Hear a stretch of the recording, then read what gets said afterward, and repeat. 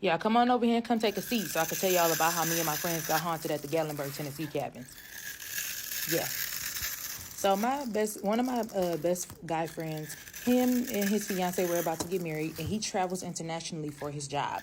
He knew that after the wedding, he would be overseas for probably about a year. So he decided he wanted to spend time with his friends before he went over there and was gone for a while. So fast forward to, we decided that we were going to stay in Gatlinburg, Tennessee for a weekend. So we decided on this cabin, beautiful cabin. I already knew the safety measurements to take because I was there 2 years before with a few of my friends at the time, a few of my lady friends at the time. So I already knew what kind of measurements to take.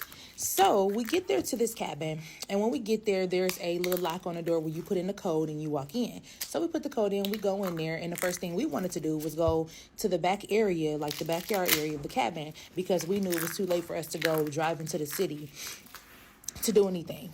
So we go in the back. First thing we noticed was the jacuzzi on the deck, and there were also some games out there. And so two of our friends decided to get in the jacuzzi, and the rest of us kind of gathered around in a circle while the fire was burning. And we were just, doing cliche things, drinking some wine coolers, drinking some wine, and we roasted some marshmallows. Now, while we're doing this, we hear a whole bunch of commotion next door at the cabin, next door to us. This is not a secluded cabin. There are probably like 4 cabins on each side of the road. So we weren't alone. Okay, we were around people. So we hear all this noise and stuff at the cabin next door, which we didn't care about. We like, okay, they having a ball. But while we're having fun, this man and this woman come stumbling from next door over to our cabin in the back area. And so they're like, oh, hey, sorry to bother you guys. And we're like, no, you're good. You're good. I hope we're not making a lot of noise. And we're like, no, y'all good. So then can we sit down? So me and my friend, we looked at each other and we kind of didn't get a good vibe about them. So I looked at my friend, he looked at me, and we both just kind of was just like, So because me and my friend felt that way, we kind of was like, okay. So they sat there for a while, for probably about 30 minutes, and then they decided to finally get up, and they went on about their business to their cabin next door. So now, mind you, it's not a huge gap between the cabins. It's like just a small amount of trees separating the cabin areas. So they walk through those trees, and we go on about our night. Now, fast forward to the morning.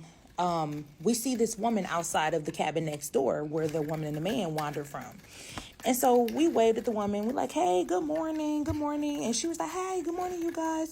Do you guys mind keeping it down a little bit more tonight? Because it was kind of loud last night. So one of my other friends, he's a police officer. He was like, now, wait a minute. He said, we weren't loud. He was like, that was y'all that was being loud.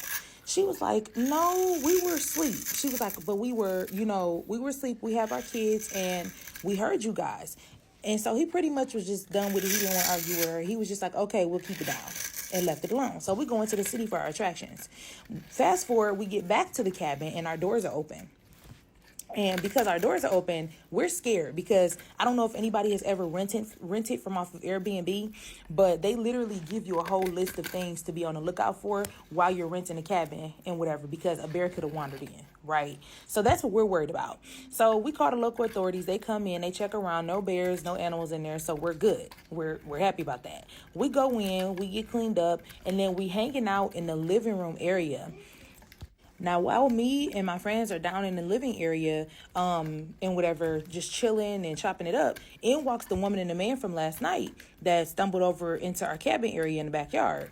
So they just walk in. They didn't knock or anything. Just walked in like it was their cabin. So, of course, we're mad. We pissed off. We're like, hold on. You can't just come walking up in here. You can't do this, can't do that. So we put them out.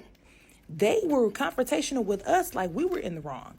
So when we put them out, we noticed that they were walking in the back of our cabin. And when they were walking in the back of our cabin, our friend that was with us, that's a police officer, was like, hold on. Like, y'all got to get up out of here. They stood there in the back near the fire area. And they were just standing there, and they were like, we don't have to go anywhere. And instantly, I just felt my chest get heavy. Like my heart dropped, my chest just, oh my goodness, it was so much. And so my friend was like, all right, be out there after I done told you to leave. We look up, they gone.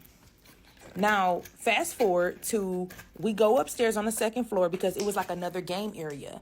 And that's also where everybody's rooms were up there. So it was like kind of like a lobby area, had a big screen TV on the wall, more games up there.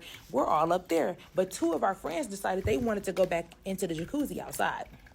So while they're in the jacuzzi outside, everybody else is upstairs on the second floor having fun and whatever. And we hear them say, oh, hell no. Oh, hell no. So we all run from the second floor all the way down there, run outside. We trying to check on them, like, what's going on?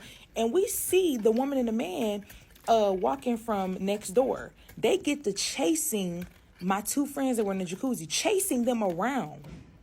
When I say chasing them, I mean watching them chase my friends had us terrified. My friends ran into the house. My one friend that was a police officer ran in there. He got his pew. And they told him, they said, you had no right. And when they said you had no right, it's almost like I couldn't explain it. But right then, right there, I knew that they were not alive. So once I figured that they weren't alive, I was just like, okay. So I told my friends, I'm like, all right, everybody, let's go into the cabin and whatever. Let's just go in the cabin. And a couple of us prayed and stuff. We prayed over the cabin and whatever to keep us protected. We made sure the doors and stuff were locked. I don't know why we did that. Like, the ghosts couldn't just come in. But I already knew what they were the moment, like, the woman said something the way she said it. It was just the way she said it. I just instantly knew. So fast forward to all of us, like, we had a pep talk. They're like, okay, everybody make sure y'all doors are locked and whatever. We don't need nobody, getting into y'all room. We just don't want no mishaps. So everybody made sure their doors are locked. We're all around each other upstairs in the second, on the second floor. So if anything happened, we can hear each other. So it's time, like, it's in the middle of the night. It's time for me to use the bathroom. I go out there to use the bathroom, and it's still on the second floor. So I'm walking towards this window, and then on the left, there's a bathroom there. I walk in there to use the bathroom. I'm done using the bathroom. I walk out. To my left, I could see a man just standing there. And so I looked, and it was my very first time actually saying something to a spirit, because I really don't talk to them. And he told me, we aren't supposed to be here. And so I told him, you ain't supposed to be here. So when I said that, he disappeared. And then all of a sudden, I'm walking, like, our room was closer to the steps. I'm walking towards my room, towards the steps, and that spirit, that woman, was running up the steps full speed at me. Y'all, when I say I pushed into that door so dang on quick, y'all, we packed up. I told my friends what I saw, and they pretty much were the only ones I had been telling stuff about, seeing spirits and stuff. So they believed me.